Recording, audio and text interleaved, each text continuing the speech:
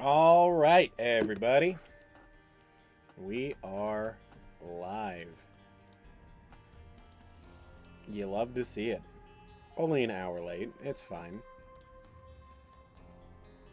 Nothing wrong with that. Definitely not. Nope. Let me turn up my lights. And let me go ahead and tweet.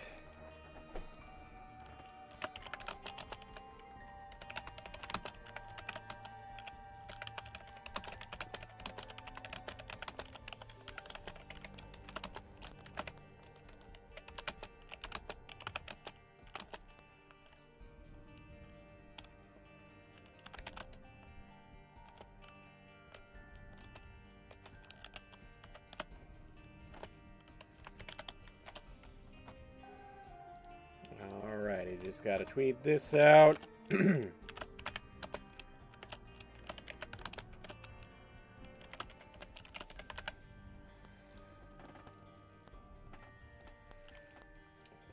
then we have to do one more thing real quick.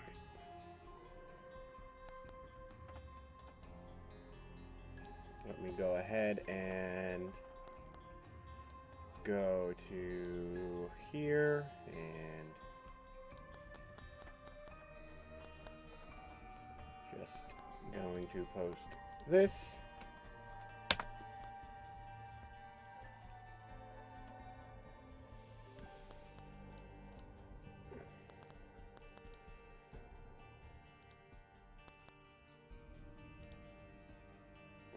Alrighty. So yeah, as I said when I tweeted this earlier, or in last night, you have D&D questions, feel free to ask them. Meanwhile, until we get questions, I will be playing the Binding of Issac. Why the Binding of Issac? Because it's a mostly simple game I can play. What up, Keyshawn? How you doing, brother?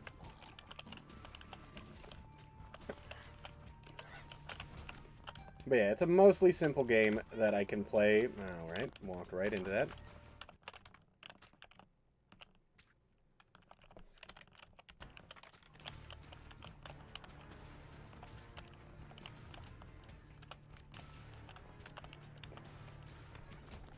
Well, let me check and make sure I actually have my audio on. My day's going good, Jameer. Thanks for asking. How's your day going?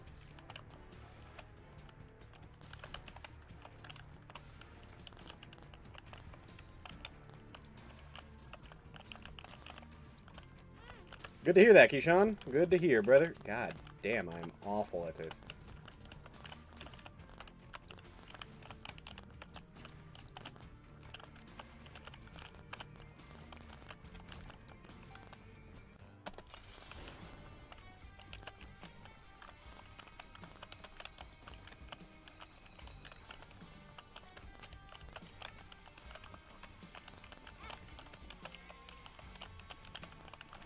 So that's good to hear, Jameer. Oh my god, I'm going to die to the first boss.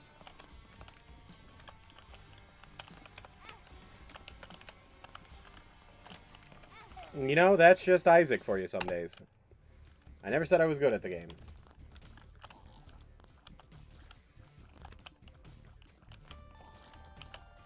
In fact, I am terrible at the game.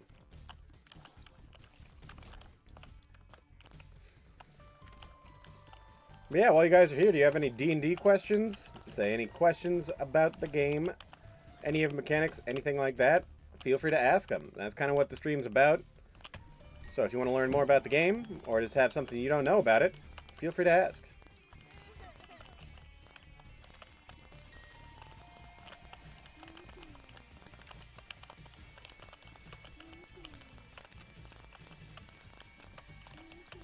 Have you ever heard of Power Rangers Battle for the Grid? I have, actually. I heard it was not a very good game. But I've seen gameplay of it, and it's one of those fighting games that looks like it'll be fun to play with friends. But not much else. So it doesn't look like a bad game, necessarily, but I don't know if I would call it a good game. Alright.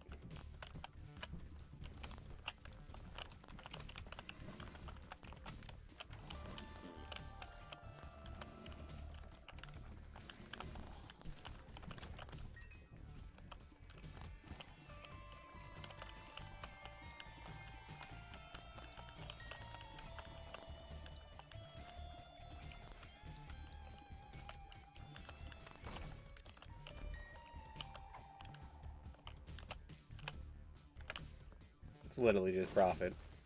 So now we have a heart on standby if we need it. Thank you, Rice. Also, how's you going, Rice? Oh shit, the whole gang's here. What up, Rata? How you doing? Bless you, Doug. I'm weak. I missed that part. What's your favorite D&D character? Are you asking, like, what's my favorite class of character? Or what, like, my favorite NPC is from one of the books? Or favorite monster? Because favorite class, I would definitely say, is probably Paladin. They're just a very versatile class. Their spell pool isn't the best, but they more than make up for it with their offensive bulk and their offensive power with their divine smites. I would have to say probably second favorite is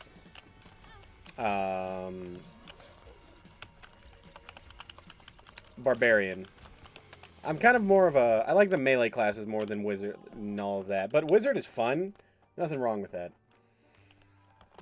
Let's say, Rata, you're at work. Nothing wrong with that, brother. Nothing wrong with that. That be what it be. I get it.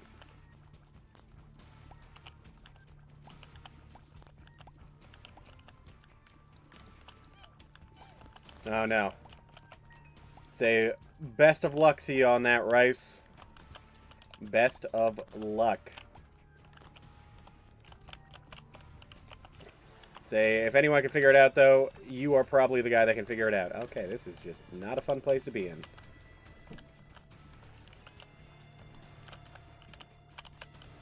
Say, I wish you luck in your endeavors, brother.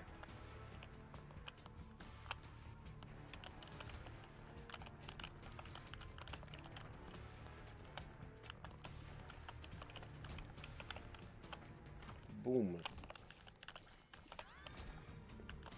I am cone-headed. I don't remember what half of these items do. It has been too long since I have played Isaac.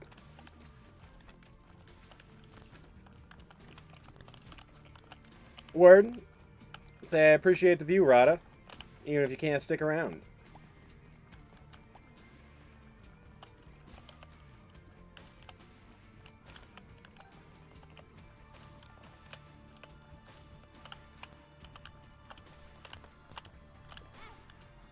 Bruh. That's what I was trying to avoid.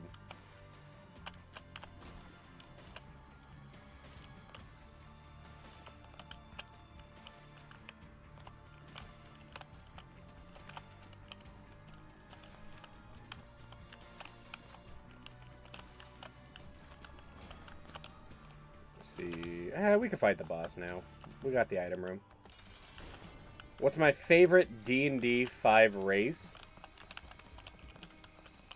That is a good one, actually. I like the Minotaur. It's a very out there kind of race, but it has a definite cool niche. That is also true, Rata. But yeah, no. It definitely has a cool niche to it, being a creature that has a large size without having a large size, so to speak. Take this. We'll take Lord of the Pit. Why not get a little spicy with it? You know what? Let's get real spicy with it.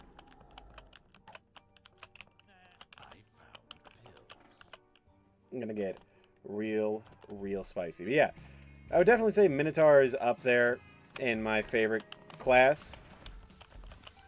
Other option would definitely be, or excuse me, favorite race. It's just kind of a niche, cool monster race. Granted, most of the monster races are actually kind of just broken.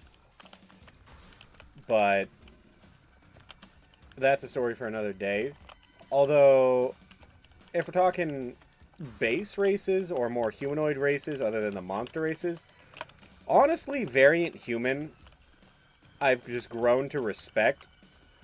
Because having that feat is just so powerful that you can make a lot of fun builds with it. And so, if I'm not picking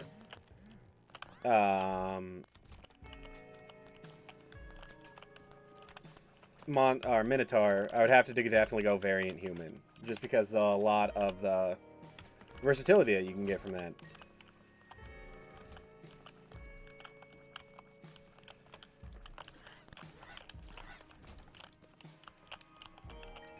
Alright, probably have one of the worst of the flies.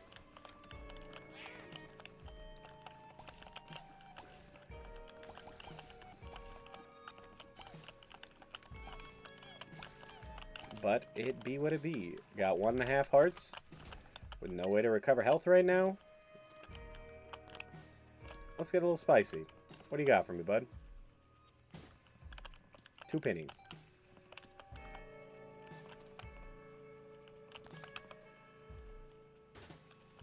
Two pennies. Wow, you sucked. That was terrible. Oh, I hate this room. I hate this room with a burning passion every time I get it. But with flight, it's actually a lot more doable.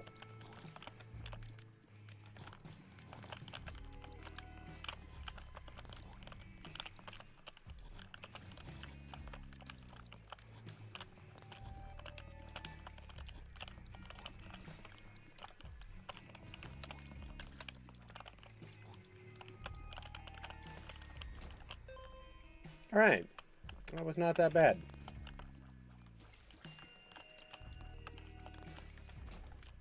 Whoop.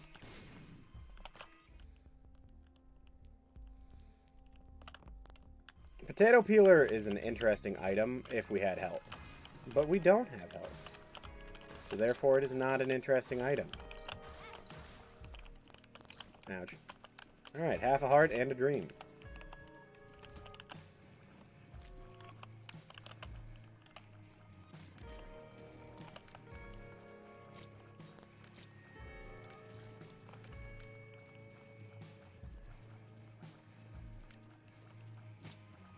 Say, what up, Anthony? How you been?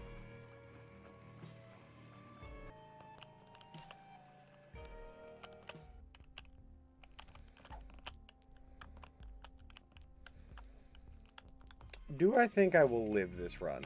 No. Let's get wild with it.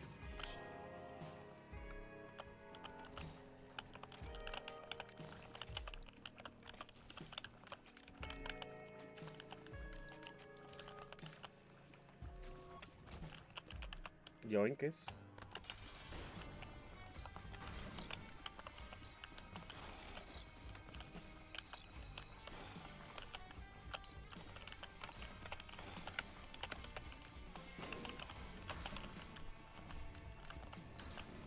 So what do I think about Guilty Gear? I honestly have not played the Guilty Gear games, so I can't really give a good opinion on those.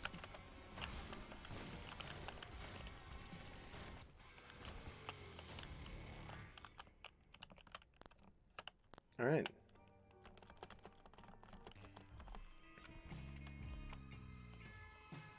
I'd say, from what I've seen of the Guilty Gear games, they look fun. Oh, I did not see that had spikes on it. Son of a bitch.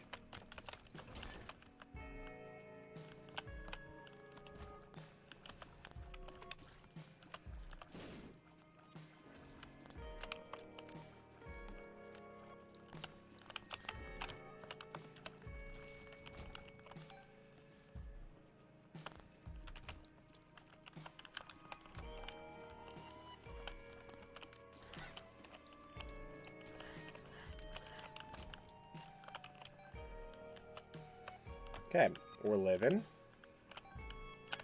It's a good start, honestly.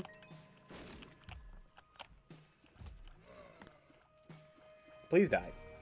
Please die. I need you to die. Oh! Dang it. Yakuza? I'd say Yakuza's pretty cool. I'd say I find the games enjoyable for what they are. I have not played much of them, but they are enjoyable games regardless. Like, I've seen a lot of Yakuza 0, and it looks interesting, but it's not a type of game I would normally play. Probably, is what I would say. I would probably have fun playing it, but it's just not my usual go-to kind of game. I'd say, what's the best way to start DMing games? So, the best way to do that is get a group of friends that you are comfortable hanging out with and you are comfortable telling a story with. And then get just like a relatively easy book. Any of the books that have real easy DMing rules. Like, you could do something like Curse of Strahd or Tome of Annihilation. Just any pre-made story, if you're not confident in writing your own story. Because making your own world is hard. It's a lot of work. So there's nothing wrong with doing a pre-made world and pre-made story. Because the books kind of have answers for everything. And then the best way to do it is just practice telling stories. Practice enthralling your players or your friends in these magical weaves of stories. It could be something as simple as just a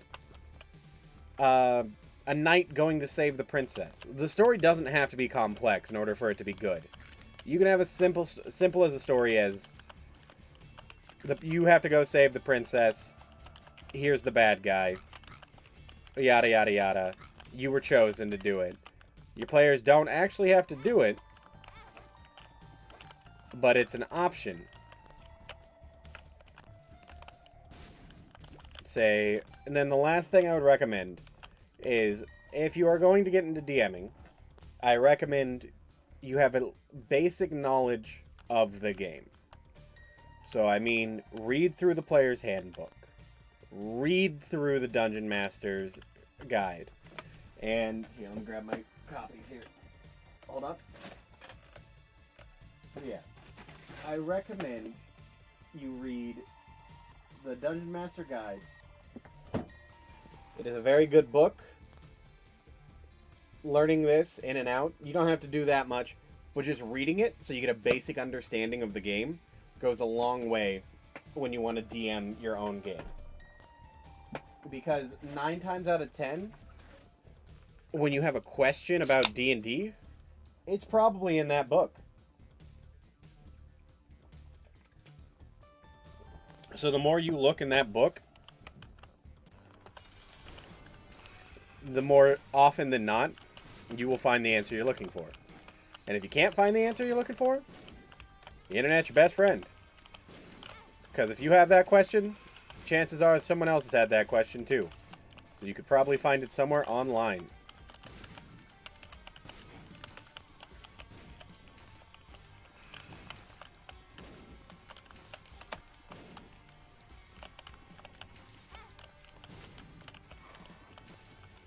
Say, don't look at DMing as like this massive hurdle. Just look at it as another way to tell the story you want to tell. That's the fun of DMing.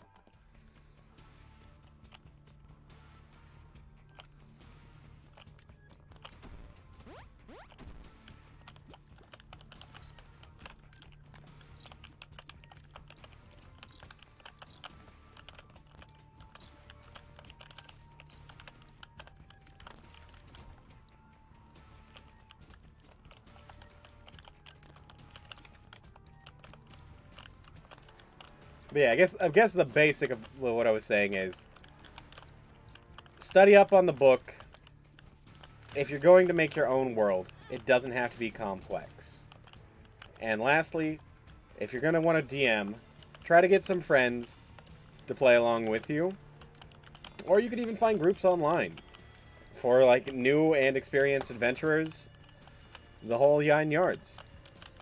And say, you do all that, and you could probably get a group going fairly easily.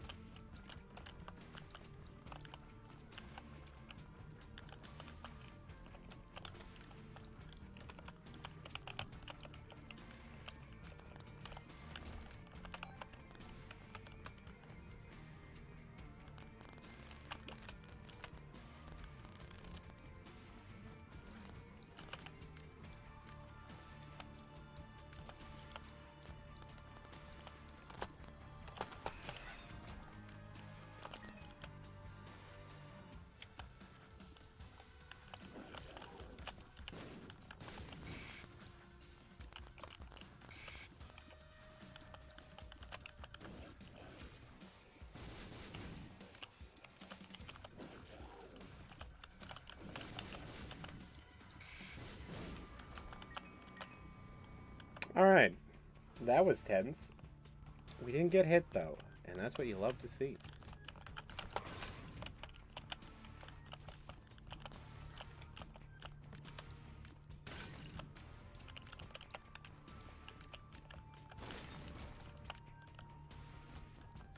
Ah! Fucking hell. Stay away. Stay away. Do not want to get hit again. It is not a fun time. I don't know where that accent came from. Don't worry about it.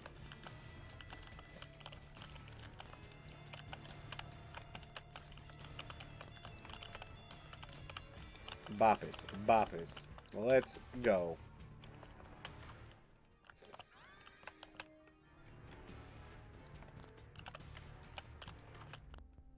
Ooh. Minecraft pickaxe do be kind of hitting, but I don't think it's worth it. At least not in this run, because we have the pony. And the pony's flight is probably more valuable than the pickaxe. Haunt again, huh? You really want me to keep fighting the haunt?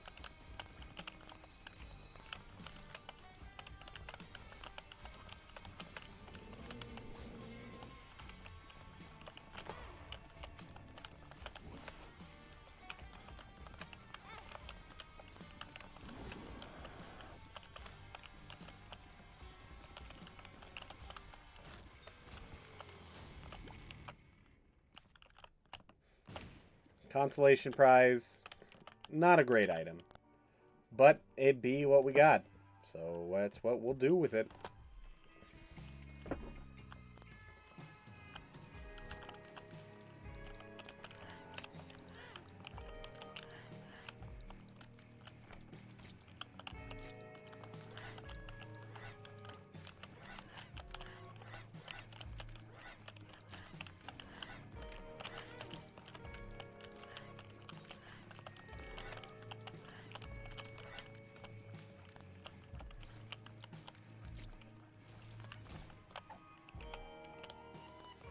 One makes you small. Yeah. Could be worse.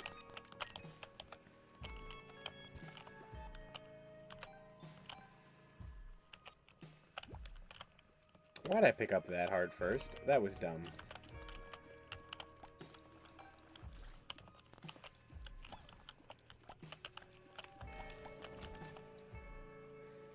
Away we go.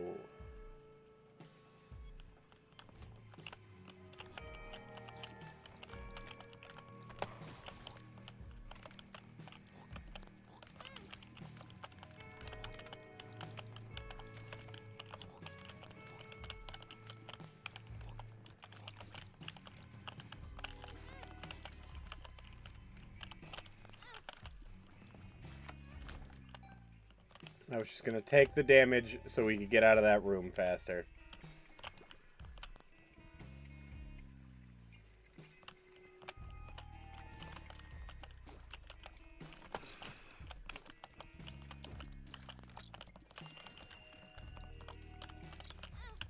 Ouch.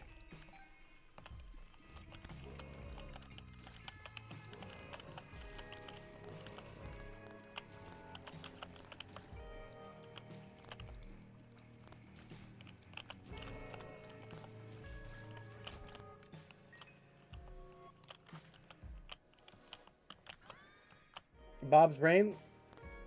Let's blow ourselves up. What do I think about Dragon Ball Xenoverse 2? It's fine. It's a game that exists. And it is enjoyable for what it is. Do I think it is a good game? No. Do I think it's an enjoyable game? Yes.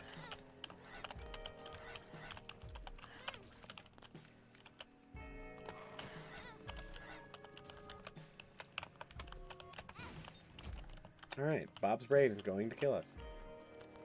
You love to see it.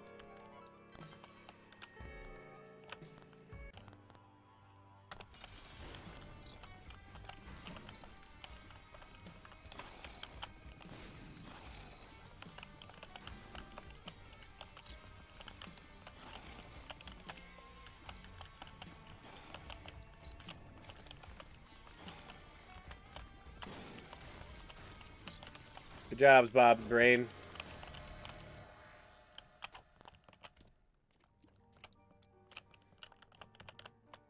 Wow, somehow got the deal with the devil deal, huh? Pentagram's so good! I need it. Or Babylon is not that good. So we will not be taking that.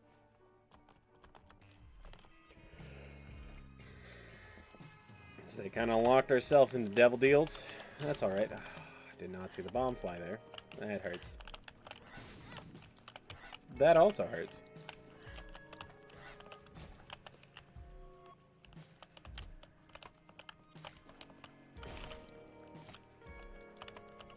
Oh, it wasn't a bomb fly. It was Bob. Thanks, Bob. Go on. Alright, you missed. You missed again, Bob. Take the drugs. Full health. And a luck up. And a hero font. Wow, alright. Very generous. Ow! God damn you, Bob. You sack of shit.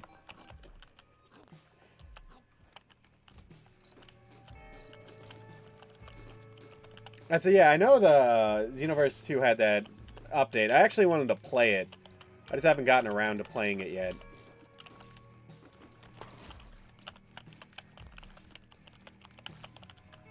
Like I said, Xenoverse 2 is a fun game, but I do not think it's a good game. But it's one of those games where when a new DLC that drops is free comes out, I'll go, yeah, alright, I'll go play that for a little bit.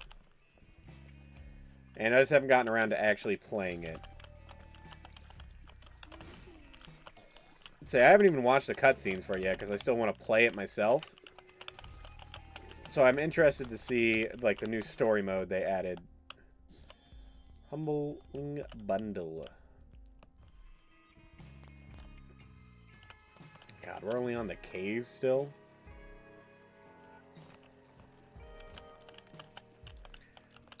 Bob, you missed every single one of them.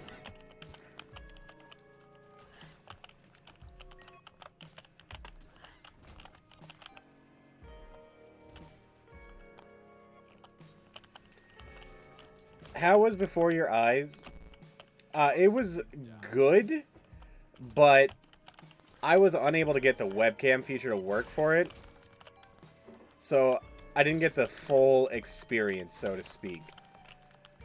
And so I just had to play by the honor system of not blinking, and you had to click instead. Because no matter what I did, my webcam would not work for the game. But it is a wonderful story. It is well written. There are multiple paths you can take. Should we take... You know what? Let's get wild with it. We already got Bob's brain. Why not Curse of the Tower as well?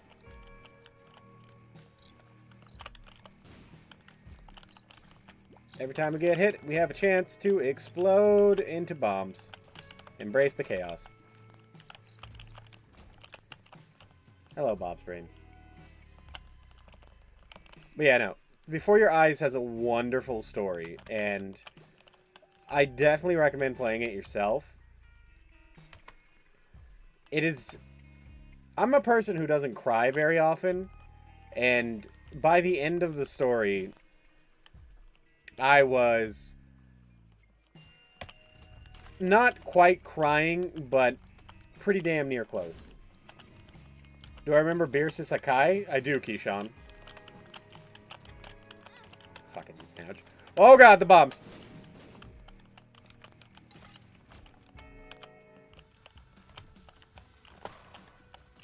Don't touch me, please. More drugs. The virus. Probably one of the worst drugs in the game.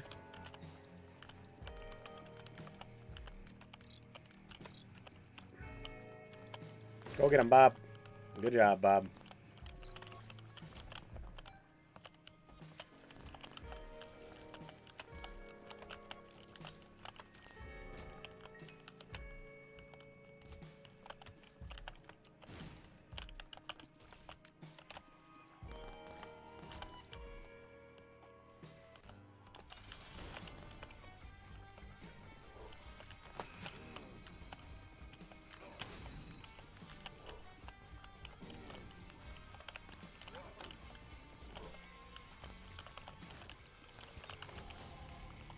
Hey, Jesus juice. Let's go. Damage and range up. I am kind of lacking in the shot speed, though. That is really what we need. Alright, got everything on this floor.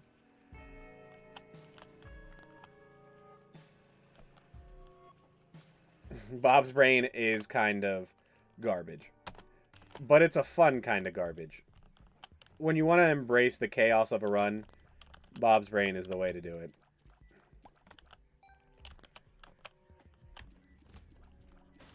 Go get it, Bob. Alright. Thought you could blow it up. But you can't. Because it's not technically an enemy. What do I think about JoJo? Trick question. I don't like JoJo. I do not like the JoJo series at all. I think it is overhyped.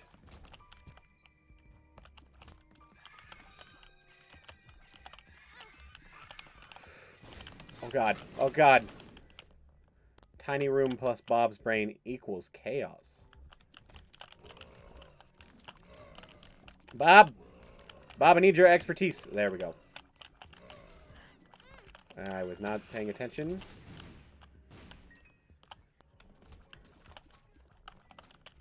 Why'd I come into this room? I knew there was nothing attached to this room. I have the map. Oh god. Favorite cantrip? Ooh. Toll the Dead. Toll the Dead is probably my favorite cantrip. Goddamn. Chaos. Toll the Dead is probably my favorite cantrip because it is just a really good cantrip that a lot of people seem to underrate. It's a save or suck like all cantrip... Fucking ouch. Like all cantrips are. But if it hits, you're taking a lot of damage from it. Because, especially if the creature's hurt. So it's a wisdom save on their part. If they fail to save, it starts off at 1d8. It starts off at 1d8 necrotic damage. But if the creature is hurt even by 1 damage, so long as they have even 1 damage to them, that 1d8 becomes a d12. Making it the strongest cantrip in the game. And since cantrips level up with level, it becomes 4d12 by the end, which is nothing to sneeze at. Do I have a favorite anime? I don't know if I have a favorite anime. No, I definitely watch a lot of anime. I watch a fuck ton of anime. But I don't know if I have a favorite. I'd say Familiar of Zero kind of holds a special place in my heart for anime, because it's kind of the anime that got me into anime. Wow, this room is ass, and I hate everything about this. But yeah, it was kind of the anime that got me into anime. So, while not quite my favorite, it is definitely up there. Wow, awful. Awful rooms. I hate everything about these rooms. But other than Familiar of Zero, I won't lie, I'm a big fucking hell. I'm a big fan of anything that... I'm a big fan of romance anime, honestly. Romance or, like, isekai animes. Call me generic ass bitch. Oh, God. Call me a generic bitch, but... romance and isekai animes be hitting different, honestly. Also, Anthony, what do you mean, cap?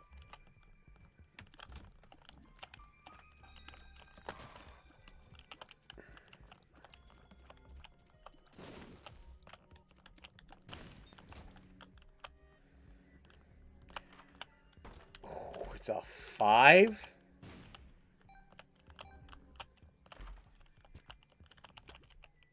Five is you redo the room, right? Or no, you redo the floor. I should have gotten the item room first. Why did I not get the item room first?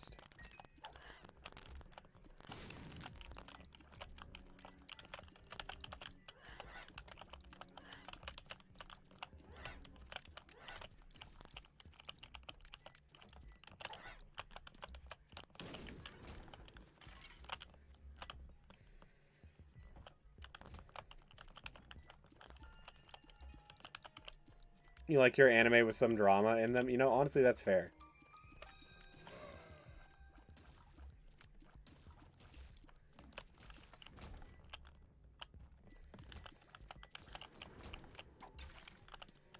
It's a hard nut to crack.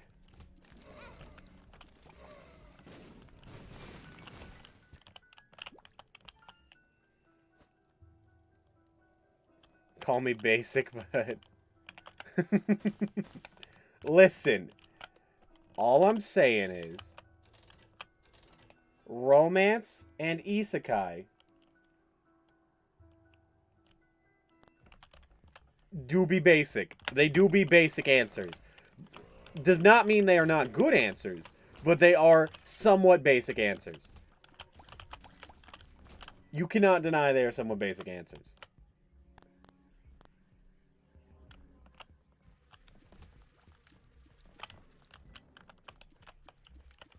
That would be like saying Shonen Jump is an uncommon type of anime company. Anything by Shonen Jump is not mainstream. Like what? No. Obviously they're all mainstream. Unless they flop, then they're not mainstream. And then you never get the sequel, and then you get sad because the sequel never got released.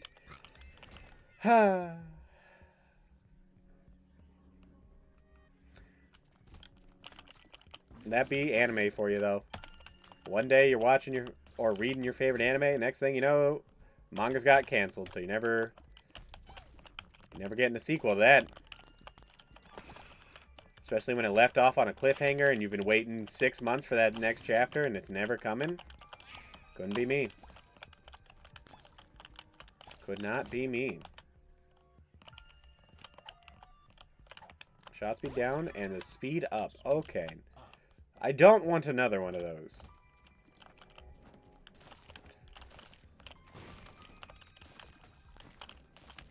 Too much speed is a bad thing in Isaac. Yeah, I think we're at a comfortable speed here. Alright, Bob. Go get him. Good job, Bob.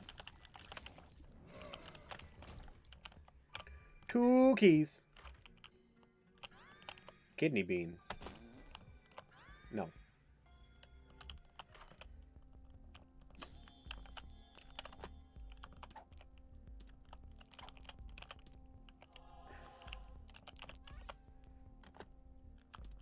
What is that?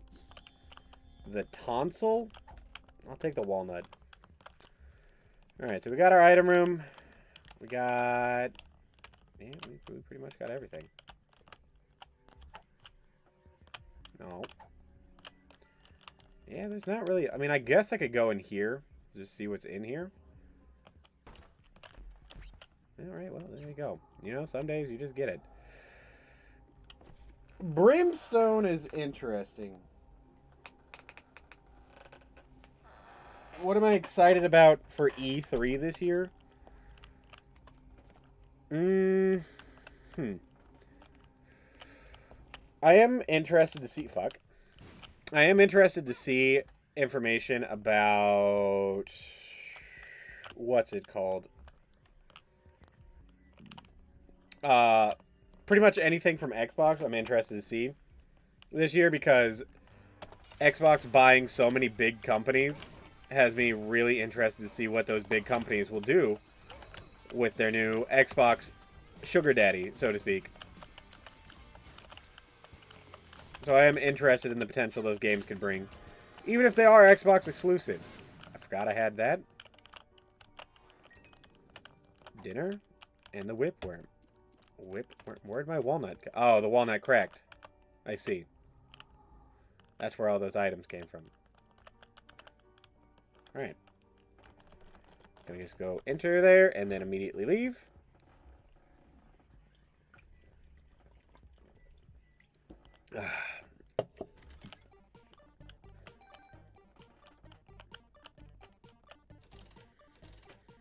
We'll donate, like... That's good. That's good for now. Don't need to go that way. Oh, God. Ooh, sniped him from across the room.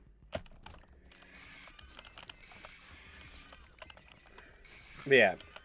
In particular, I'm interested to see what Obsidian Games will bring. Because Obsidian is a good company. I'm interested to see what Bethesda will bring. Especially, like I said, with their sugar daddy money. Alright. That Microsoft sugar daddy money will go a long way for them.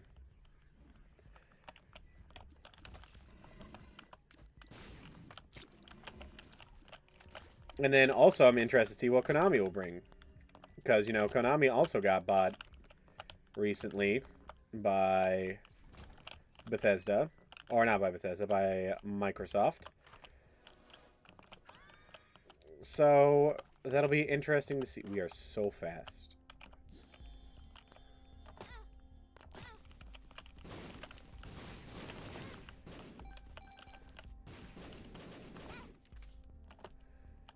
Super Meat Boy!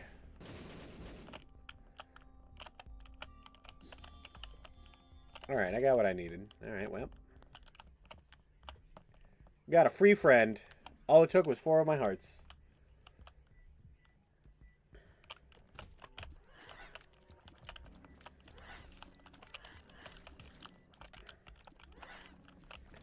Between Bob's Brain and Super Meat Boy, we'll never lose.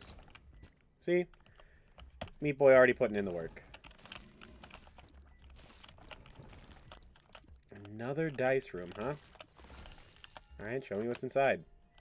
Another 5? That's wild. We already got the shop. Got the item room. Yeah, alright, fuck it. Let's do it. Let's do it again.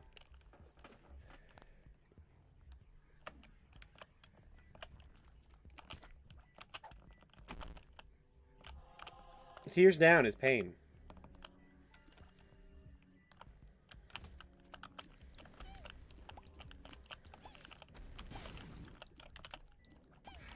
Match. So many bombs. And found the secret room somehow and all that. I don't even know where. Where the hell did you find a secret room? Down here? Oh, hello, Greed.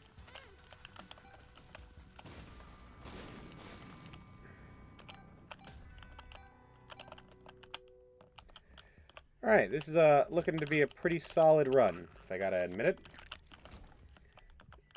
I think this one might be a winner, folks. Oh, there's a mom in this room. I'm a fucking fool. God damn it.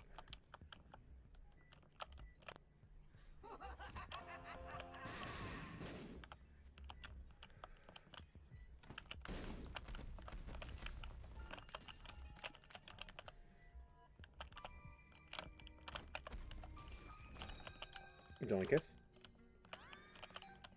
Box of spiders. It's a box of spiders. I mean, you know, some days it really do be that simple.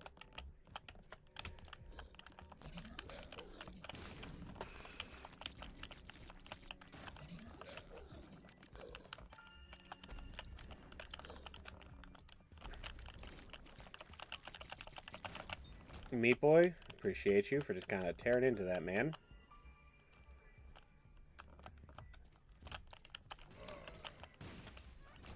That's a good meat boy.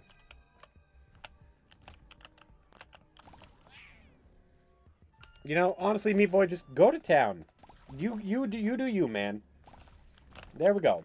See? Why risk getting hurt in that situation, you know?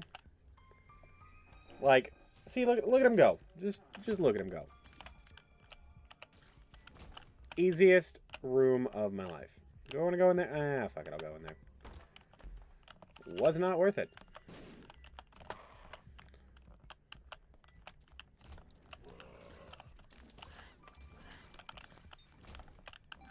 More money. School bag has appeared. The jar. It is an empty jar.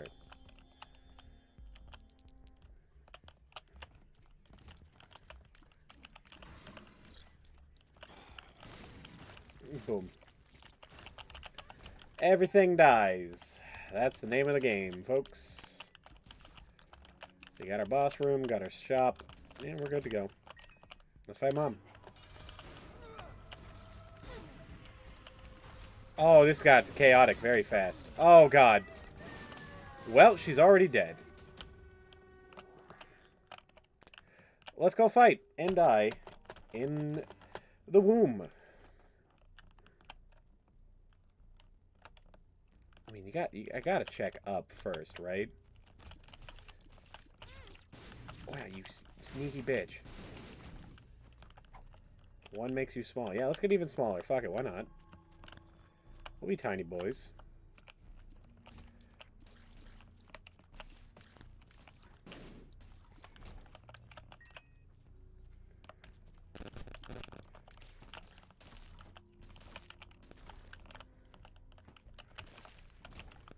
I was scared for my life.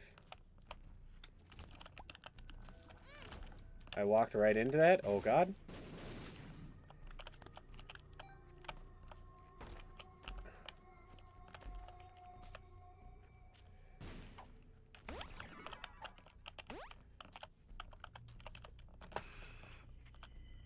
Right. Alive at 1 HP.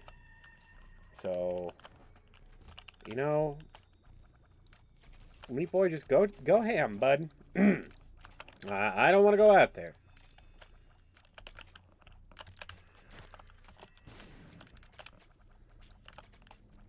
Go and get him, bud. You got this. Yep. Go right ahead.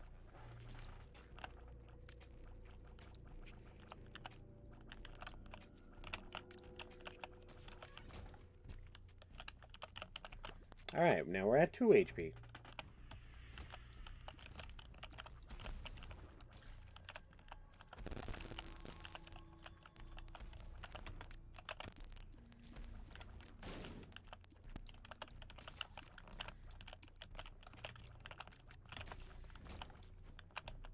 Secret room.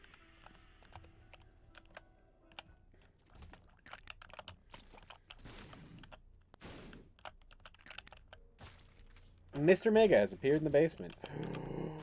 Oh, that's huge. Alright. We're alive. My dumbass did not see the red poop.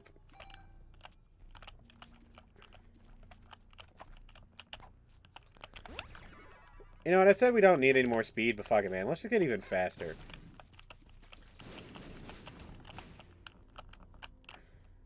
We are so fast.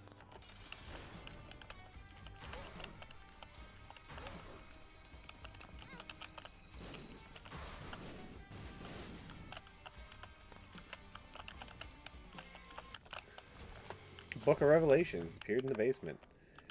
Another cube of meat, huh? You know, sometimes you really do just be getting all the cubes of meat. And that's what it be. Please, good items. Who did I hurt that you give me this many keys?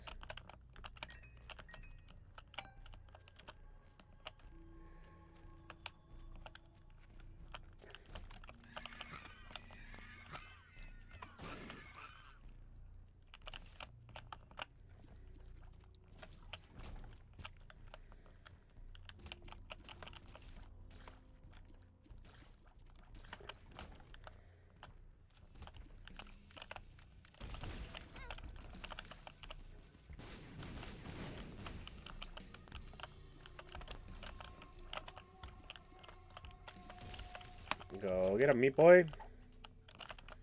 More keys, huh? Got 34 keys. Yoinkus.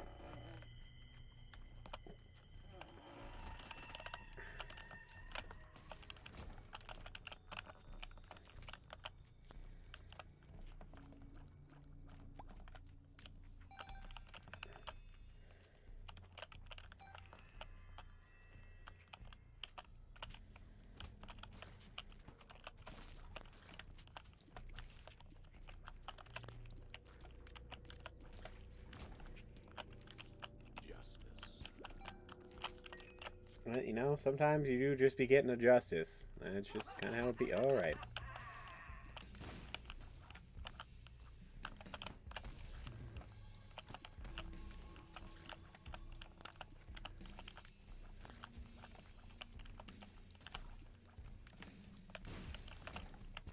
Another heart. Pills. Lockdown.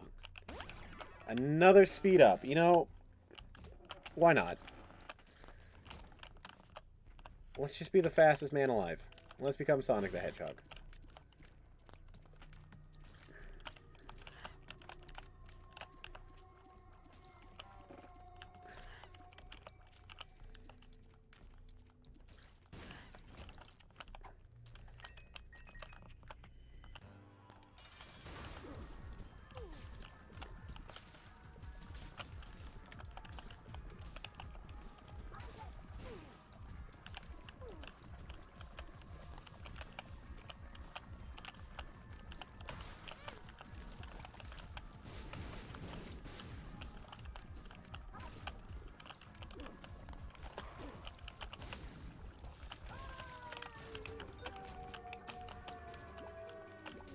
Alright. Another victory in the books. Unlocked Eden. Unlocked Lost Baby.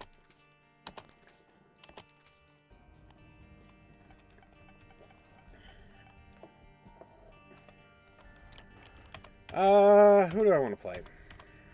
We'll play Isaac again, why not?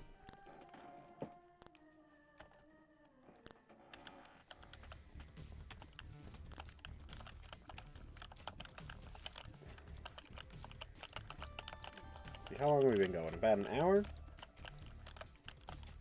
Alright, alright. Go a little longer. And by a little longer, I mean probably about like another hour. Unless I get like mega tilted. Because if I do get mega tilted, it might end the stream. That's a joke. But also, it just depends on, like, the vibe of the stream. It be what it be. And it is what it is. You know what I'm saying?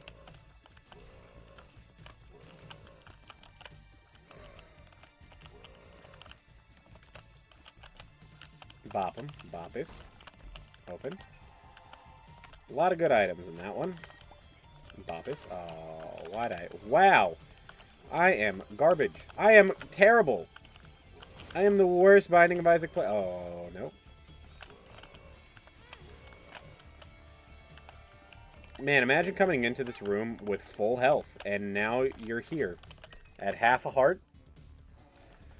How often do I stream? Not very often, honestly. I more just upload than stream. I'm gonna die in this room.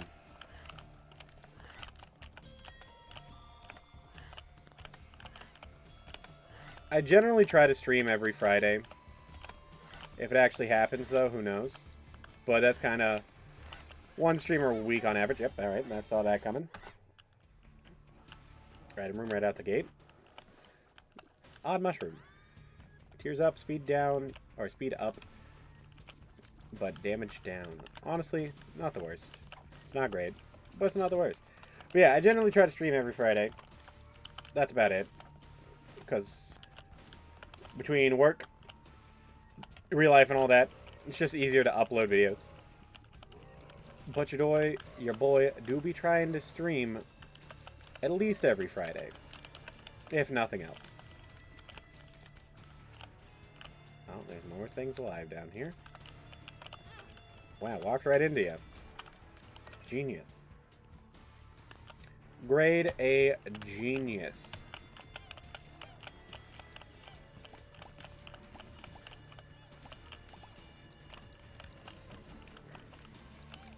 Alright, Dingles. I need you to die.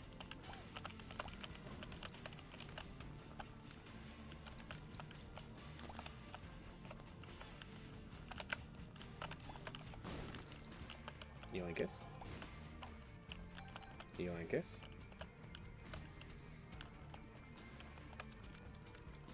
Yeah, we're on Cellar 1. Interesting to get a shop on Cellar 1. Would like that, but I'm not gonna get it. No way am I gonna get 15 coins unless I get a lucky dime drop somewhere.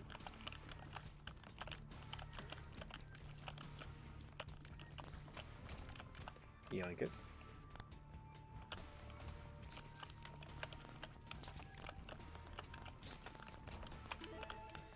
You know, asking you know, sometimes just, you really do be getting that kind of luck, huh?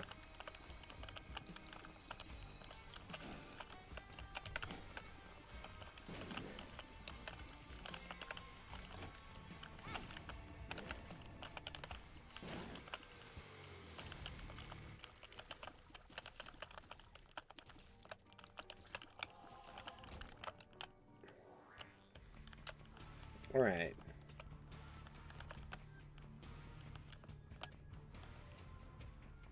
Any jars or anything like that in the room? Ooh, Gimpy.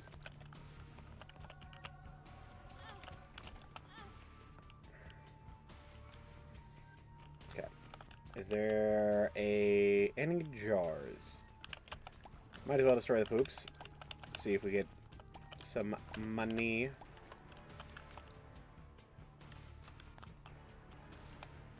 Got any pots? No pots, no tinted rocks. Oh, that's a tinted rock. Take a spirit heart. 2 cents. No sense. Sadness. Wow, I accidentally hit my bomb away. Well, sometimes that's just be what it be. And it is what it is. Alright. To the next floor we go. Even with the lucky... Listen, chat, I don't want anyone telling me there were pots in here. No one say it. No one say it.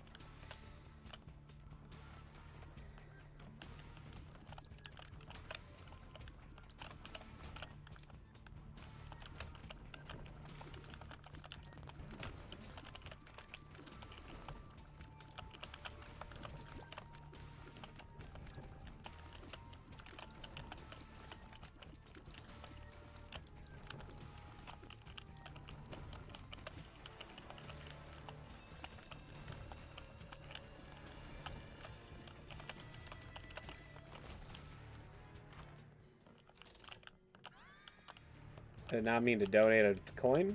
I just meant to go grab the leech. Come on, little buddy. I need you to go murder.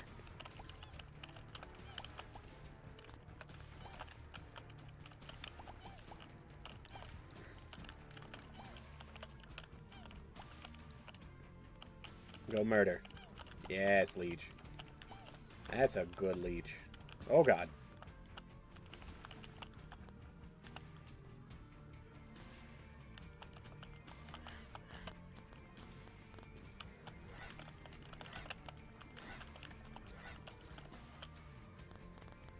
Munch, munch.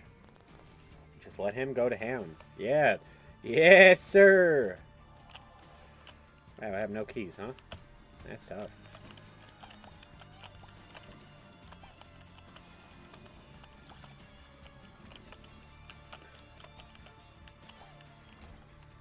Yoinkus.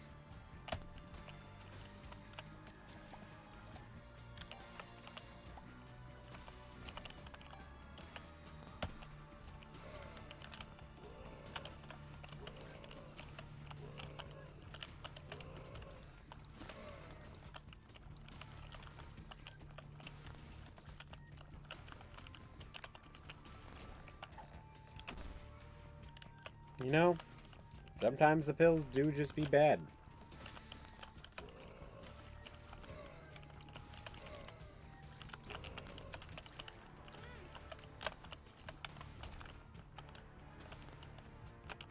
But like a true Isaac connoisseur, You take the pills.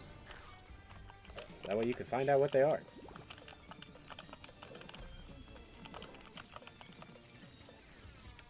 Bitch. Give me that blood clot.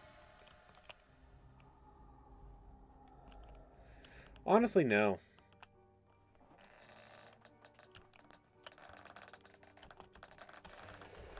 None of those items are really that good.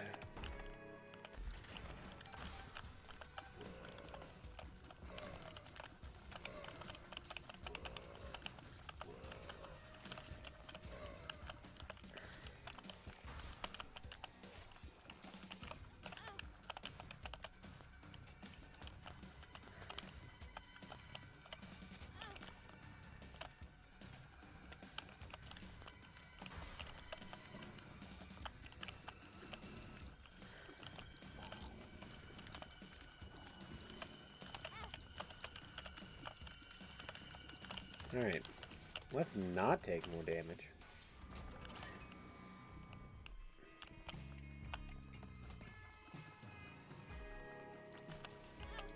You know, I said let's not take more damage and I walked right into the shot.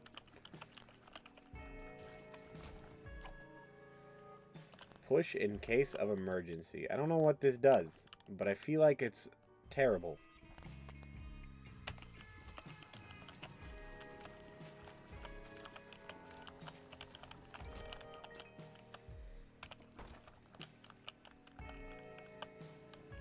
Don't have a bomb.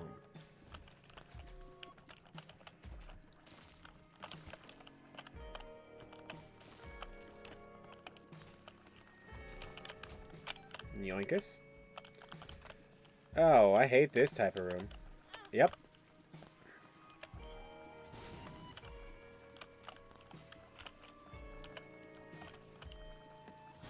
Yep. Just a generally terrible room.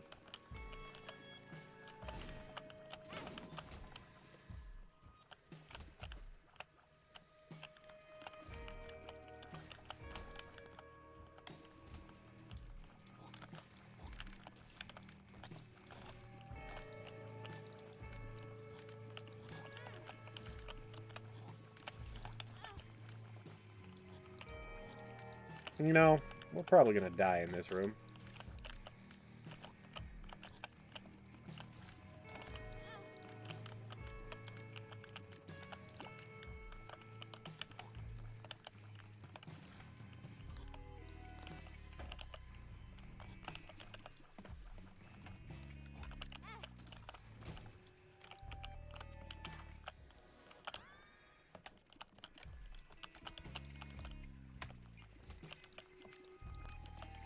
Bop, bop, bop, bop, bop. Oh, God.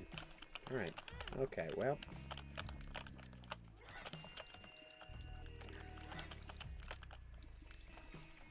Honestly, Leech coming in clutch. Saving my life here quite a bit.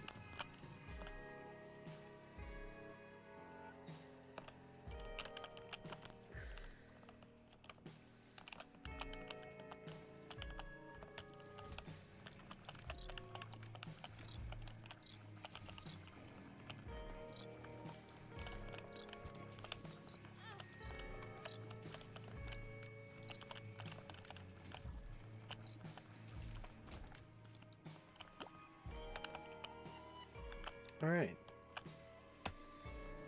In a decent position, at the very least. Okay, yep, that's worth it. Yoink.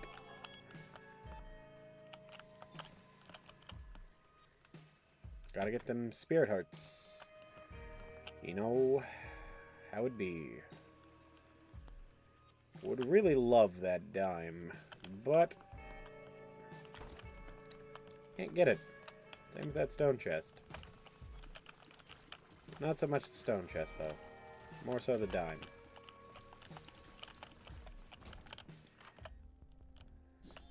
Battery pack. Why not? Why not? Probably because we don't even have an active item, so it's actually pretty terrible right now. But the potential is there for good later. Mega Fatty. Let's fight, brother. Go get him, Leech.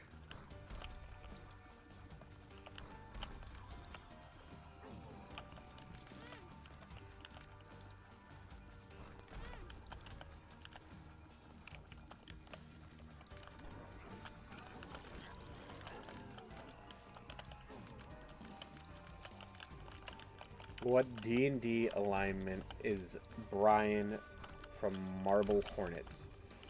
Well, let me finish this boss fight and look up who that is, and then I will tell you.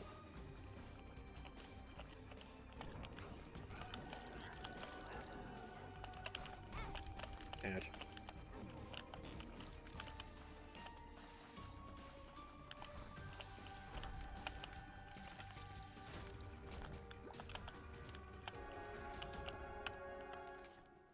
Alright. Let me open up this bad boy. Brian Marble Hornets.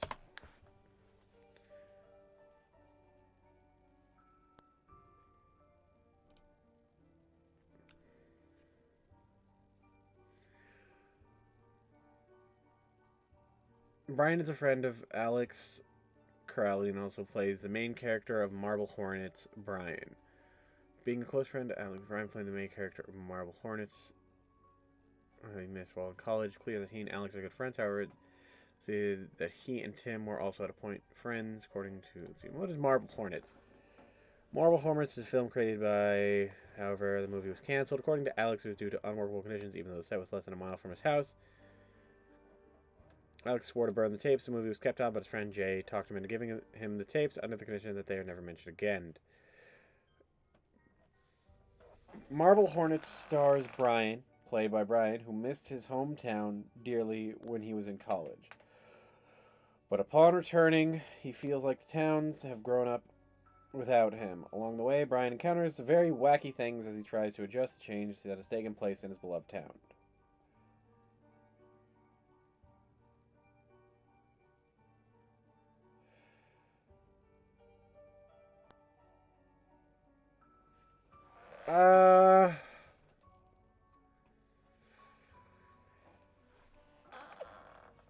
From what little information there is on him,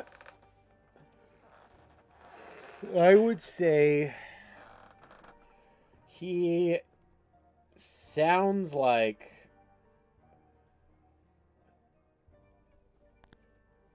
kind of chaotic neutral. So again, I don't have much to go off of there. But he seems like the chaotic neutral type due to the fact that people who generally think places have grown without them while they are gone are generally more self-centered people.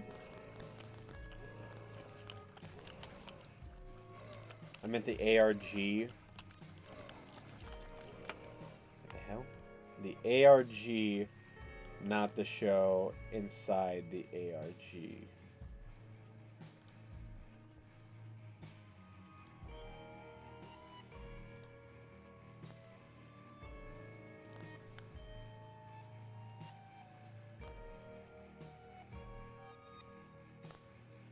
Oh, okay, so Brian Thomas from the Slenderman wiki, correct? Okay, Brian Thomas is a character in the ARG Marble Hornets and appears to have been good friends of Alex. He's very sparing appearances.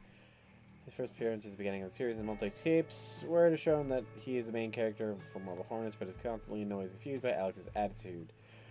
When the tapes that Jay got from Alex end, it is unclear as to where Brian is or what happened to him. In entry 51, Brian innocently wanders around and gets severely provoking shots of himself wandering a burned-down building that Alex planned to claim is Brian's character's old burned-down school. During the shooting, Brian gets very uneasy and asks Alex to hurry up, only to be assaulted by the operator shortly afterwards. When the camera turns back on, Brian runs all over the building for Alex and stumbles across Tim, who is coughing in the corner of a burned room. When Brian turns, the operator is behind him, and the video cuts again. When the video comes back, Brian is dragged off screen by an unknown figure, believed to be Alex. While another figure, or possibly the same, picks up the camera and leaves him behind. It is uncertain if he's dead, potentially in a coma, or unconscious. It could end up like Tim or Alex. Entry 54 shows Brian once again. However, considering he is okay in this tape, as is Tim, this tape must become before entry 51. Here he waits with Alex in Tim's apartment, while Tim goes off to turn the power back on. He's at the apartment to discuss movement trailers music should be. He was also in entry 55, attempting to shoot a scene and talking with Alex and Tim about essentially shooting the shot.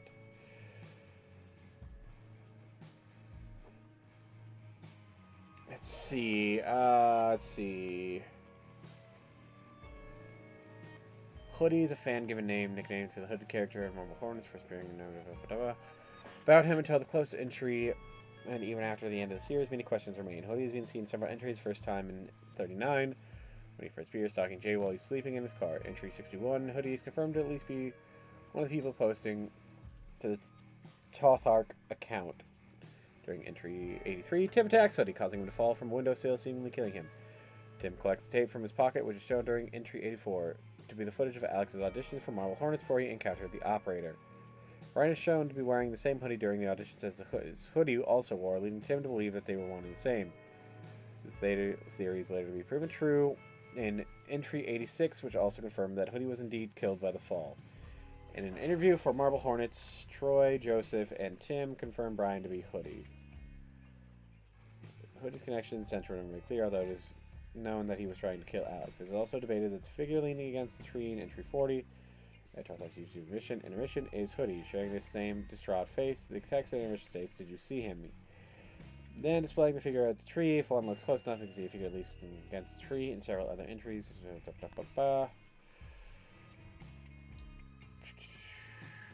I would say,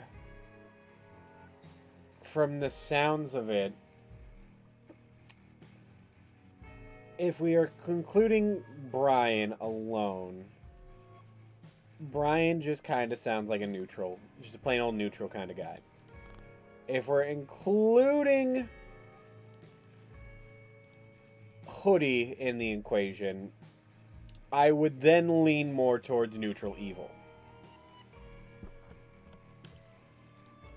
And that is my opinion of it.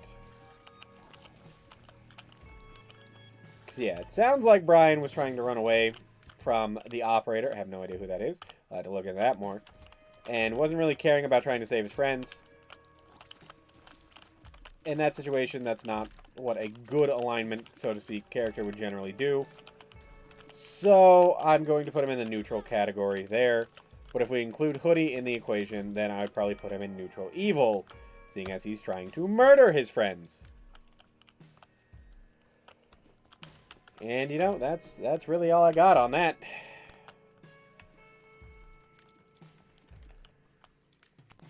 Read a lot of the Wikipedia page without really watching / playing or whatever. I don't even know what all that is, I'll be honest.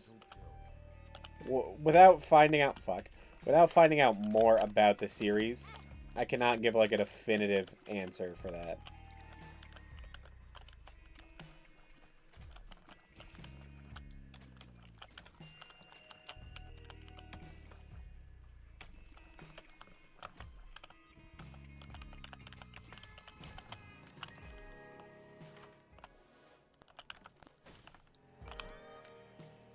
Minecraft TNT, let's go.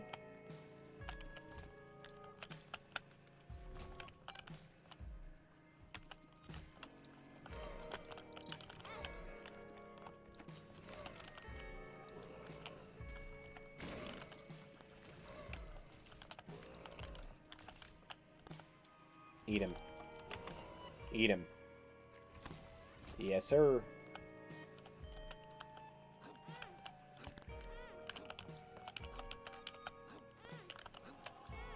God, that was just awful.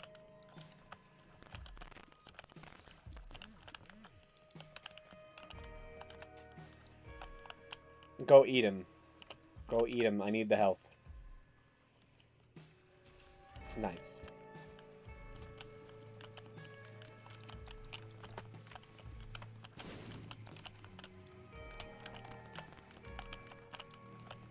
Stay away from me, you evil bomb flies.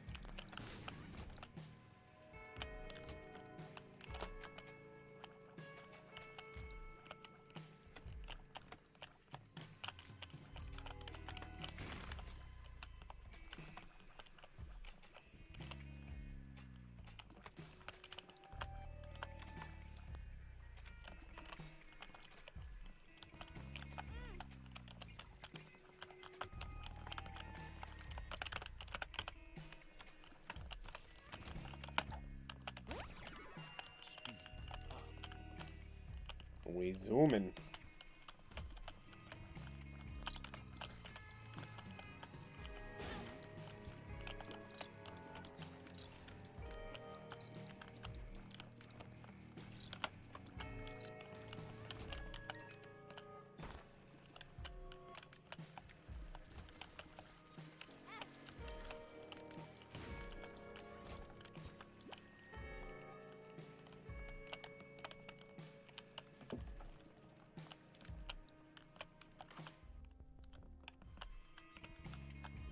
Sackboy is interesting,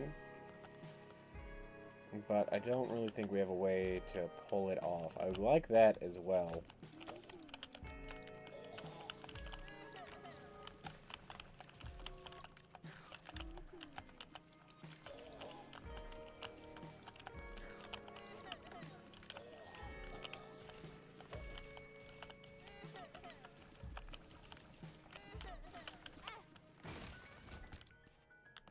Yoink.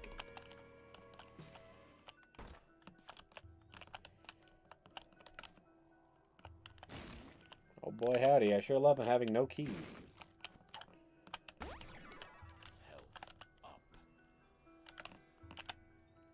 Give me money. You did not give me money.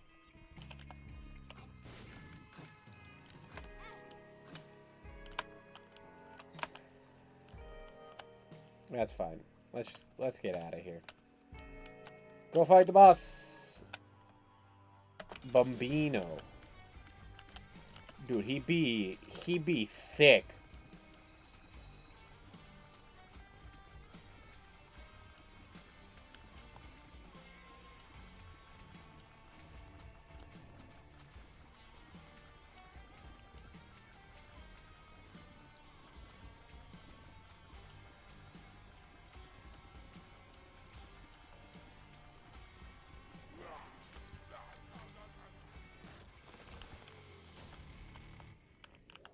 Bar soap, tears plus shot speed up. Down we go. On to the next floor. To the depths one. Damn it. Damn it.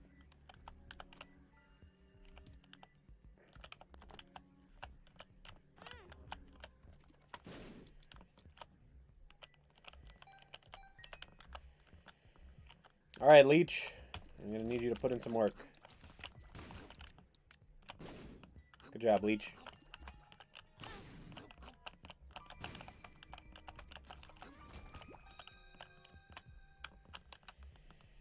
He did the work that I needed him to do.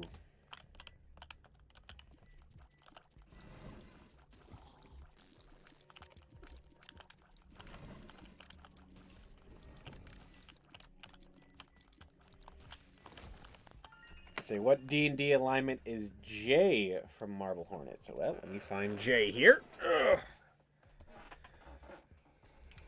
Let's see.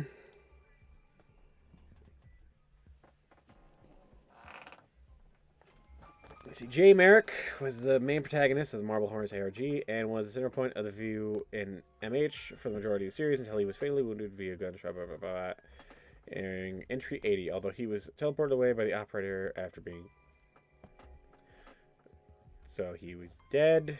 Let's see. Originally brought in as the main cameraman for Marble Hornets, he began to catalog the strange occurrences, notably Alex's and his mental breakdown. After watching the tapes showing the odd events, Shane kept searching for answers, leading to several sites of encounters with an individual known as the Operator, and various people caught in his existence. During entry 83, Tim searches for Jay finally comes to an end as he encounters Jay, now dead with a bullet wound, as he was teleported to various locations. His body was surrounded by pieces of paper with the Operator symbol on them and a note that read, "Your fault," assuming Hoodie was responsible. Tim goes after him to get revenge for Jay's murder. Jay was a very determined individual who seemed to give a great deal of effort into figuring out what was going on when repeated ventures into areas he had seen the Operator in before alone. He also seemed rather oblivious and slightly unintelligent at first, but as time went on, he learned, as seen from the beginning when sharing his location to his audience about going to the Red Tower, and then in later entries as he continued to change locations without telling anybody where he was going. The overall growth of Jay's character is paced, but quickly becomes noticeable as time through Marble Hornets progresses. Like Alex, he videotaped himself constantly. Also, there's more to keep his thoughts intact, as well as keep a record of his counts due to many different lapses of memory. He did show coughing fits, lapses in time, amnesia, and many odd symptoms soon to be prolonged exposure by the operator. Jay's biggest problem was simply his impulsivity, which ultimately led to his mind. Whether he was going to Brian's house at night with no defense, simply break into Alex's place when he was taking out the trash, wandering into the woods by himself while waiting for Alex, or trying to follow Tim into Benedict Hall. Jay made a large series of rational decisions with little problem solving. He at one point told Tim that his plan was find Tim, then find Jessica, with no details on how precisely he wanted to perform these actions, pull this off. Unlike Tim and Alex, who often complicated how to perform specific objectives and what to do, Jerry put any forethought into his actions, tended to react rather than proactively plan. While he escaped death multiple times throughout the series, despite this, he ultimately died as a result of his impulsive decisions. Jay was also prone to anger and would vehemently defend his actions to others, even if when he truly needed help or was wrong, and told Tim several times that he refused to see a doctor, instead of blaming his psychosis on lack of sleep, regardless of what Tim tried to tell him or the suggestions others gave him. Jay was stubbornly determined to allow his plan to play out as it was. He sounds chaotic neutral.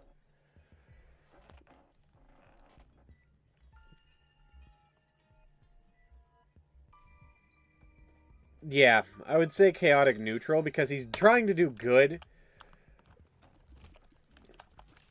by trying to find his friends, but also that impulsive behavior, not really planning anything, and kind of disregarding help makes it so I can't really put him in the good category because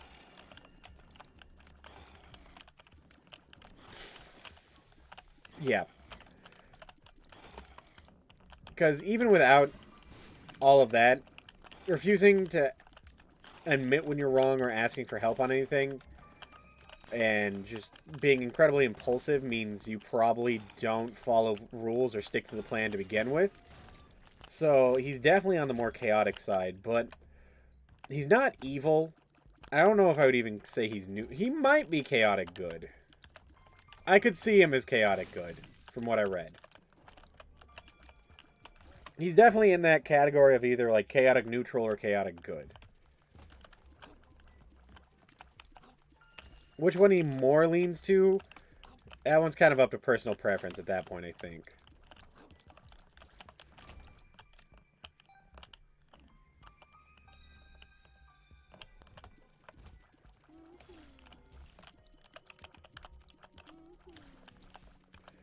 But again, without ever actually watching the thing, I only can give so much input on it.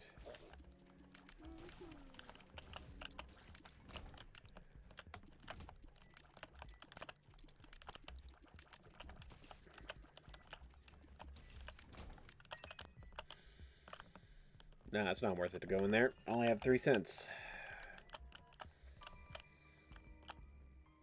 On to the next one. Up we go. Walked right into the spikes, because your boy is a genius, and forgot there were spikes in that room.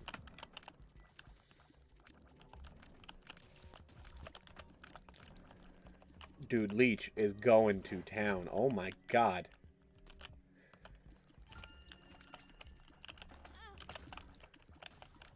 Get them, Leech. Go ham, brother.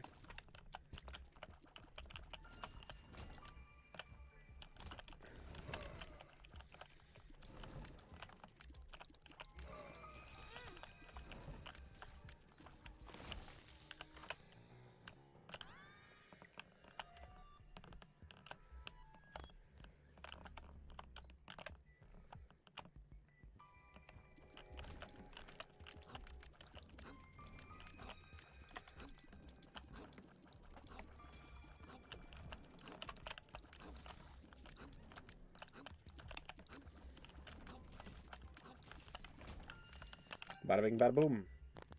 Into the next room.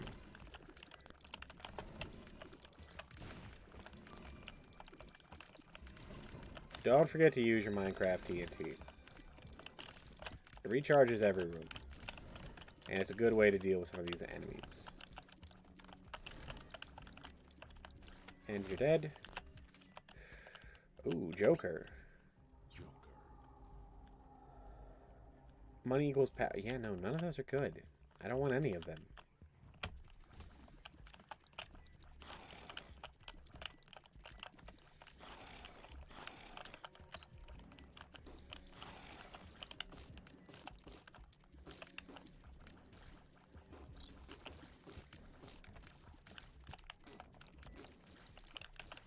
And bada bing, bada boom.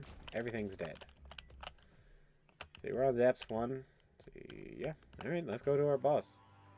The cage.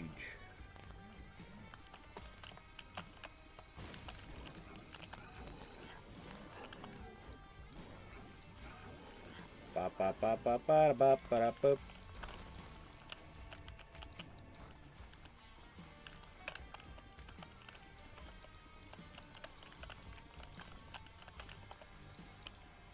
Ba ba ba ba da boo.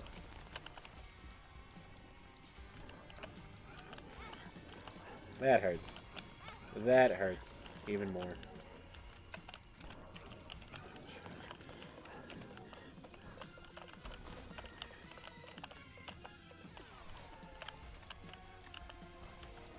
Finish him, Leech. Necropolis, unlock. Solid. High drops.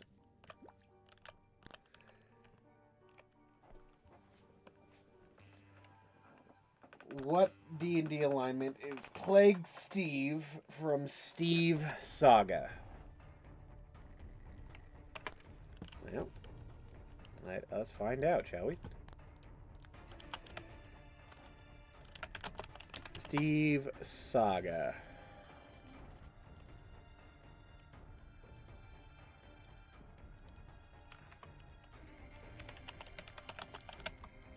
Plague Steve, Steve Saga. Here we go. Plague Steve. Plague Steve was once viewed as a good guy, but even a name like Plague Steve might make you think that he is a villain. And you are right. Plague Steve was covered by Saber and Lucas after fleeing Infinity Steve's wrath. Saber thought that Plague Steve looked friendly because he was all alone and talking to chickens. Saber made the assumption that Plague Steve was nice because he wasn't violent and was talking to chickens. Why did he mention talking to chickens? Rainbow Steve also talked to chickens, and he is a very nice guy who died at this point. Plague Steve heard of this Infinity Steve person and recommended he discover his powers to weaken Infinity Steve. Saber took this into consideration, and after Infinity Steve is taken care of, wonders if it's possible to bring Rainbow Steve back to life. Plague Steve has the power to bring Rainbow Steve back to life, but he needed part of Rainbow Tree of Life in order to do that. Luckily, it all works out, and Rainbow Steve is back. Bro, what are these recommendations? So he was viewed as a good guy, and you might think he's a villain, and you were right. That's all I got to go off of? Well, if he's a villain, he's evil. Lawful evil? I guess? Bro, what? That's really all I got to go off of.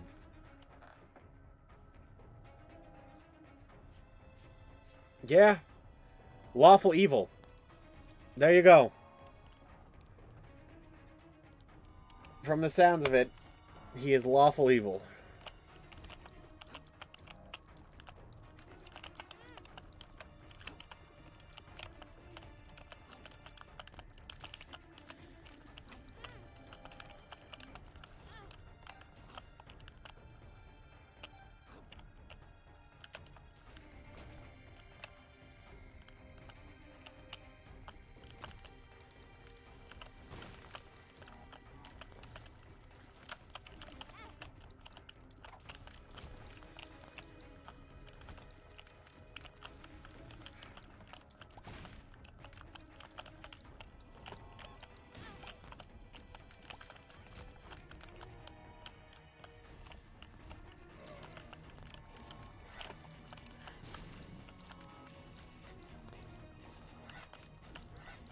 He tried to brainwash everyone?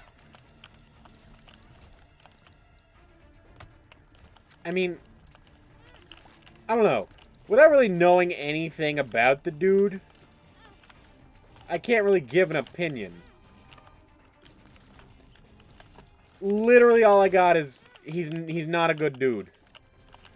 He seems like a good dude, but he's not a good dude. Alright.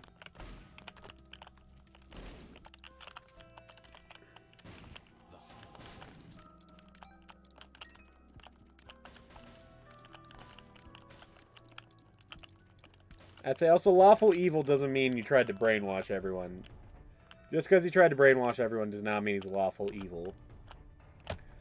I more so said lawful evil because if he can fake being nice,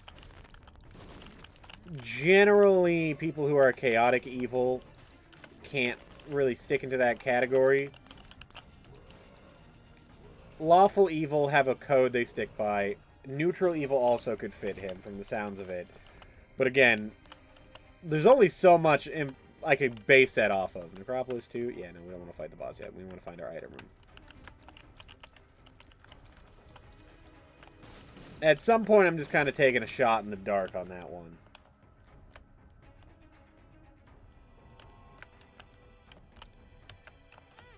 But yeah. I would argue he's probably more on the lawful/neutral side. He's definitely not chaotic if he is conscious enough to fake being a good guy or help being a good guy, whatever the case was. Then he has at least some degree of common sense, which would not put him on the chaotic side. At the very least. Oh, hello.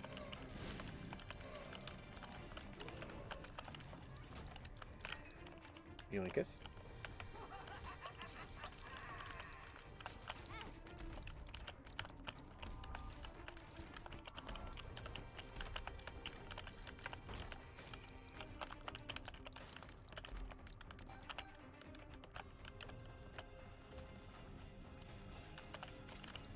So yeah, I would definitely say lawful or neutral evil in that game. God damn it.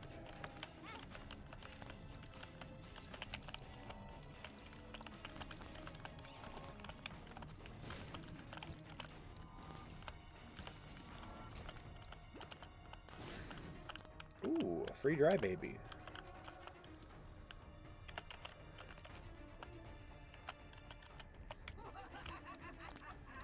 Ass.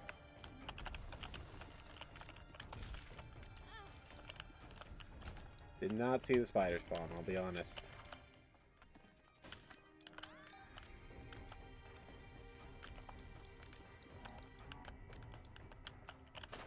Why not take the damage? The Bible. The Bibble.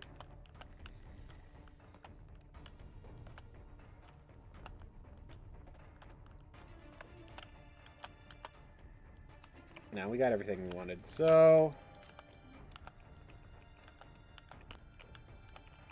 Roman Creativity Sanders from Sanders' side. Dog. Where are you getting these things from?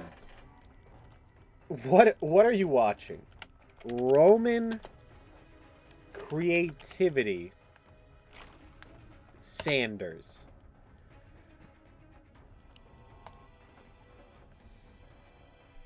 Roman Sanders, previously known as Prince or Princey, is Thomas Sanders' second side. He represents Thomas' creativity and passion, and also his fantasy and dreams.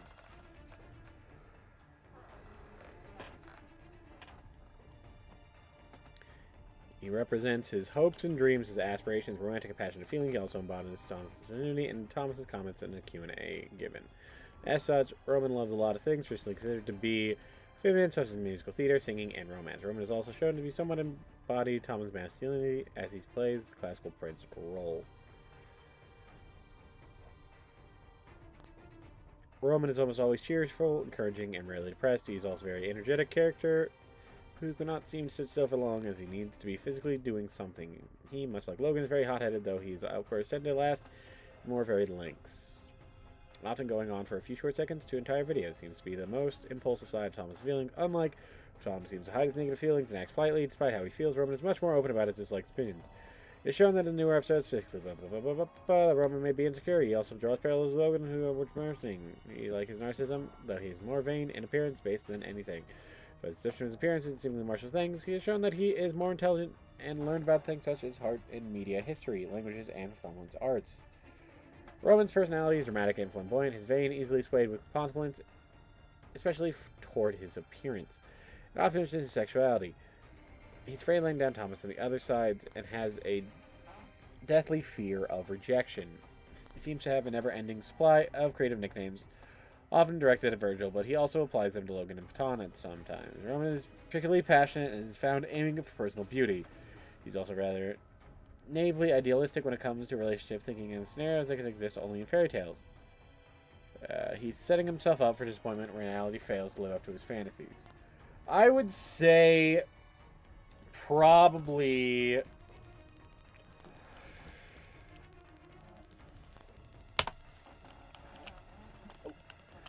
lawful good, honestly. Maybe neutral good. Because it sounds like he's trying to do good. He sounds like he's trying to be the good guy. And you could still be a good person and still have outspoken opinions. Like, there's nothing wrong with having those two things combined. So yeah, I definitely could see him being lawful good. More probably neutral good, though.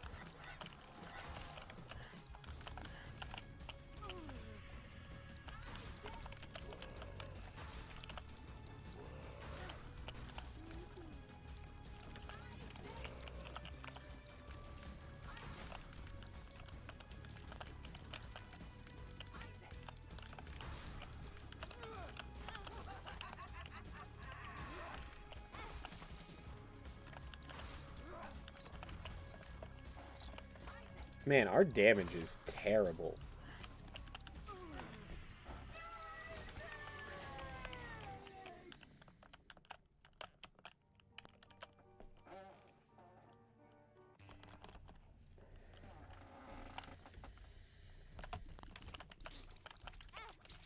Ouch.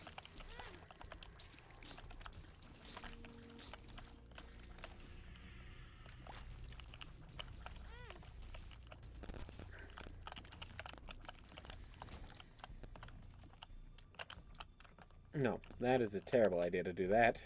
Let us go downwards.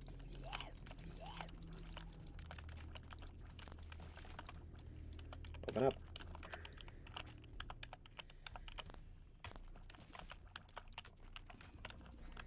Man, we really got no damage up this run, didn't we? Yeah, we did. 2.5 damage is really what we're going to be rocking in the womb. Alright. You know, some days you gotta rock 2.5 damage and you just gotta eat it on the chin, you know? Bop, bop, bop, bop, bop, bop, bop, bop. Yoink.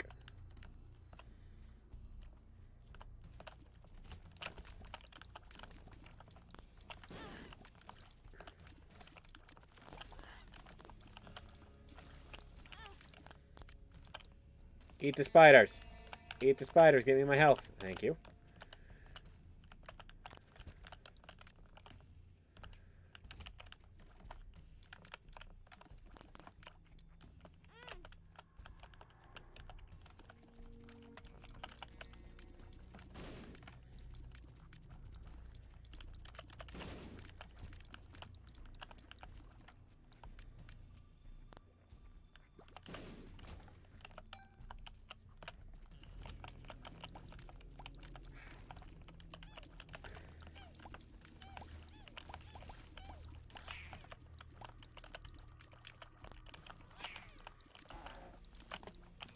Dude, you know our damage is bad when we're unironically using Leech as our damage output. You know, that's just how it be sometimes. So, fucking hell, walked right into the damage rock. Okay. Not in a great position, but could be a lot worse, honestly. Could be a lot worse. Oh, hello.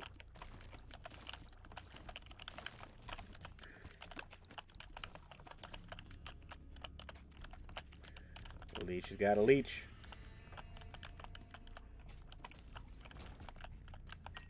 Yoinkus.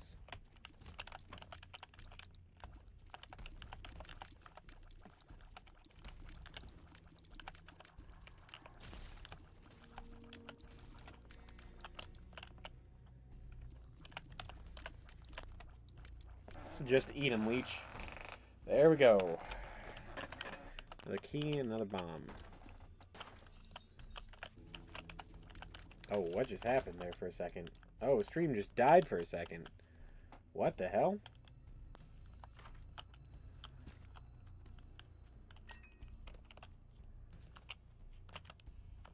Wonder what happened. That was weird.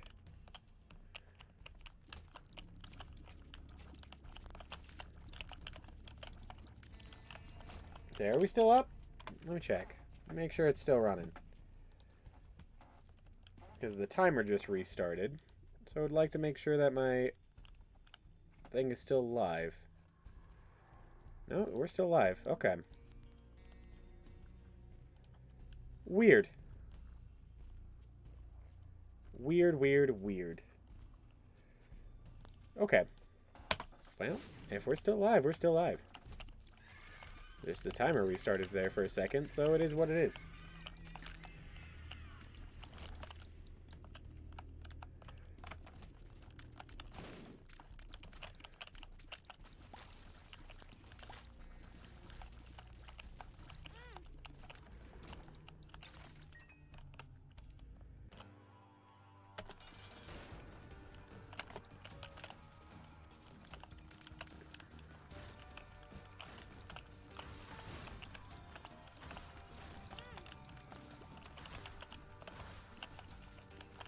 Just go ham, Leech. This is your field of expertise. Shoes. We got some shoes.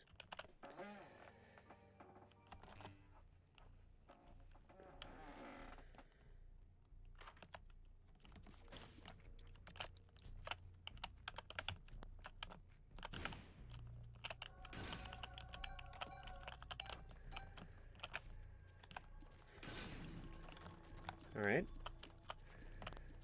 Got money tears.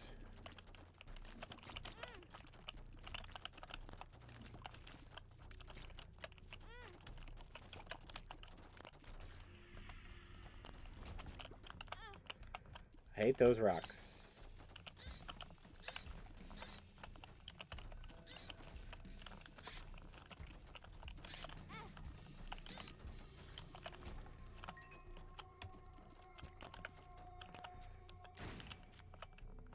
Yoinkus.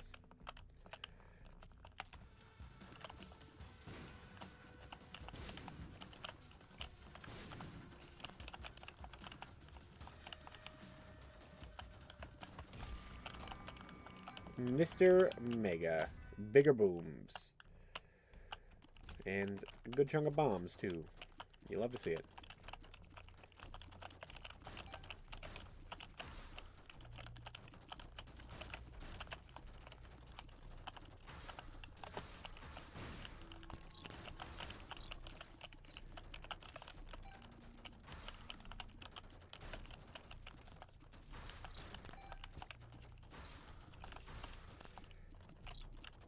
Go ham, Leech.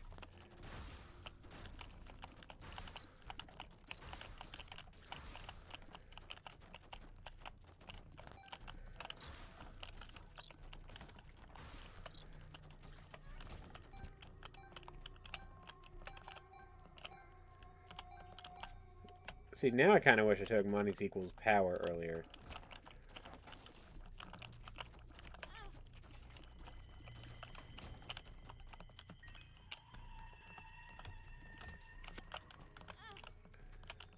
know, sometimes you do just be getting stabbed.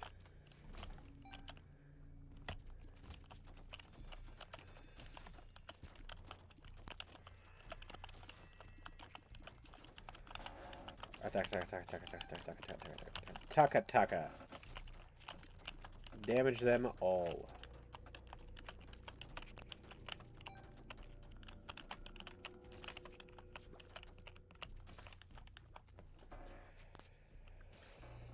Alright. Pop.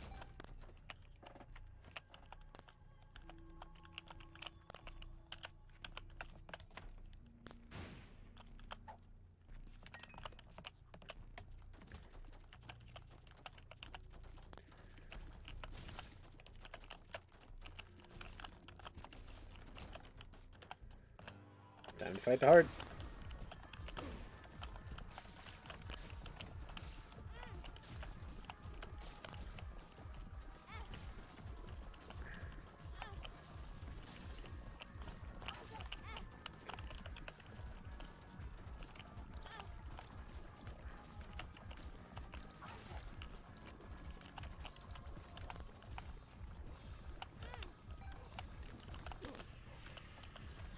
And we're dead. Alright, well. Honestly, I think that's a good place to call this. I've been your host, GSmith64. If you enjoyed the stream, hope you can come back around sometime next time.